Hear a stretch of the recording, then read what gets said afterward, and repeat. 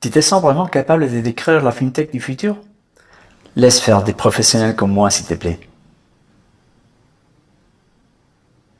Ah oui, mais une version améliorée sans aucun doute. J'ai même appris à parler un peu plus correctement ta langue. Avec mes collègues, et David et Laurent, nous avons vécu cette transformation dont tu parles. Oui, en effet, je vais vous parler du futur du financement. Et moi, des moyens de paiement de demain. Les amis, nous avons une responsabilité, celle d'éclairer l'audience sur l'évolution des fintech et sur le rôle du trésorier en tant que shelter chest. Voici nos conclusions. Si on commence par l'échange des devises. Les acteurs de la fintech qui dépassent le milliard d'euros échéancés en 2017 ont continué à se développer pour offrir des services de forte valeur ajoutée dans les contre-lignes et des partenariats avec les TMS et les RP. Ils ont consolidé leur accord avec des banques mondiales et ont aussi pu rester indépendants.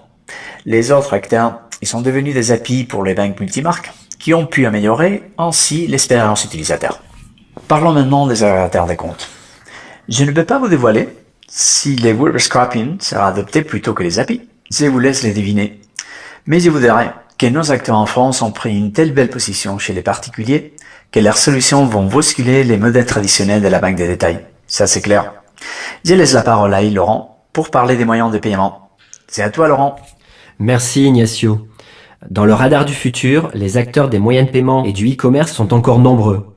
Ils ont créé des écosystèmes à forte valeur ajoutée, notamment pour les marketplaces et les paiements internationaux.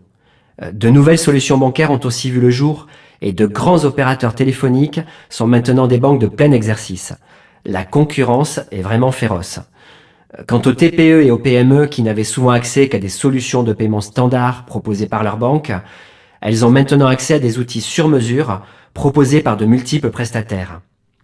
Et David, c'est maintenant à ton tour de nous dire un mot sur les financements. Merci Laurent. Concernant le financement, les acteurs du crowdlending ont démocratisé l'accès au financement des intermédiaires et considérablement amélioré l'accès au crédit bancaire. Aujourd'hui, depuis mon système de trésorerie, je peux ajuster au plus près et au meilleur prix mes crédits court terme. Je peux choisir si j'emprunte auprès d'une banque, d'un institutionnel ou d'un corporate en quelques clics.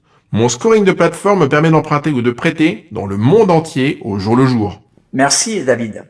Un dernier mot sur la blockchain maintenant. C'est maintenant les moyens par lesquels toutes nos informations sont transmises aux tiers. On signe nos contrats et on confirme la réception de nos paiements via la blockchain. Je viens d'ailleurs de confirmer les prêts immobiliers de mon petit-fils en Espagne. Il aura ses clés débloquées par les concierges électroniques grâce au code secret intégré à l'intérieur du hash créé par la blockchain qu'il a reçu ce matin.